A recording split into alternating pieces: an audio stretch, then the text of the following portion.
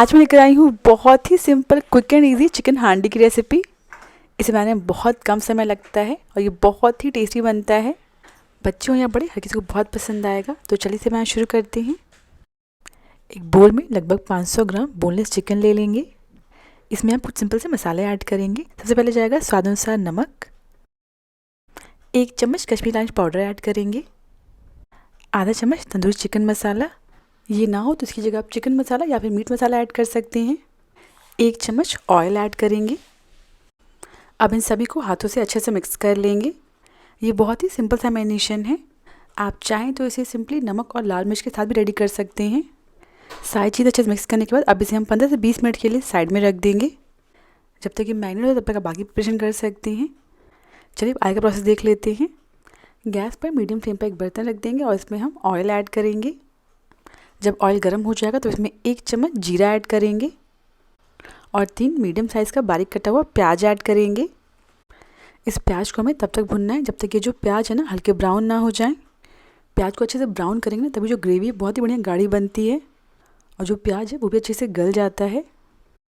Next इसमें 1 चम्मच अदरक लहसुन का पेस्ट ऐड करेंगे। इसे बस हम 1 से 2 मिनट के लिए प्याज के साथ हल्का सा भून लेंगे। अब नेक्स्ट इसमें जो हमने चिकन मैरिनेट किया था ना उसे ऐड कर देंगे। जब ये आप चिकन बनाते हैं ना, चिकन को हल्का मैरिनेट ज़रूर करिए, जिससे चिकन में ना बहुत ही बढ़िया स्वाद आ जाता है। गैस की फ्लेम को हाई कर देंगे। चिकन को हम 3 से 4 मिनट के लिए हाई फ्लेम पर भुनेंगे। इसे चलाते रहिएगा। अभी इसे हमें हल्का सा भून लेना है। ध्यान रखिएगा बस 3 से 4 मिनट के लिए ही पकाइएगा। चिकन को भूनते हुए मुझे लगभग 4 मिनट हो गए हैं। इसे हाई फ्लेम पर पकाएंगे ना तो चिकन जो है पानी भी नहीं छोड़ेगा। अब इसमें हम कुछ सिंपल से मसाले ऐड करेंगे। चुटकी भर हल्दी पाउडर, 1 चम्मच लाल मिर्च पाउडर, 1 चम्मच धनिया पाउडर और 1/4 चम्मच गरम मसाला ऐड करेंगे। अब गैस की फ्लेम को मीडियम कर दीजिएगा। इन मसालों को चिकन के साथ अच्छे से मिक्स कर लेंगे। मैंने यहाँ इसमें बिल्कुल बेसिक से मसाले ऐड किए हैं। आप चाहें तो इसमें चिकन मसाला या मीट मसाला भी ऐड कर सकते हैं। मसालों को चिकन के साथ 1 मिनट के लिए अच्छे से भून लेंगे। नेक्स्ट इसमें 2 टमाटर का पेस्ट ऐड करेंगे। टमाटर के पेस्ट के साथ में नमक ऐड कर देंगे जिससे टमाटर जल्दी पक जाएंगे।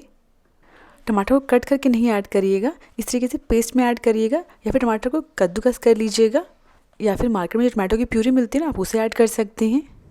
अब गैस की फ्लेम को मीडियम हाई कर दीजिएगा और इसे हम 5 से 6 मिनट के लिए अच्छे से पका लेंगे, जिससे टमाटर है ना अच्छे से पक जाएंगे।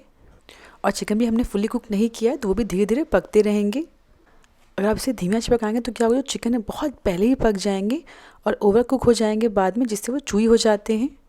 बीच बीच में इसे चलाते रहिएगा। और इसी के साथ जो टमाटर अच्छे से पक गए हैं। अब गैस की फ्लेम को बंद कर दीजिएगा। नेक्स्ट इसमें हम आधा कप फेंटी हुई दही ऐड करेंगे। कोशिश करिएगा दही बहुत ज़्यादा खट्टा ना हो और फ्रेश दही लीजिएगा और दही बहुत ज़्यादा ठंडा भी ना हो। पहले ही फ्रिज से बाहर निकाल कर रख दीजिएगा। दही को ना फटाफट से चिकन के साथ अच्छे से मिक्स कर लेंगे।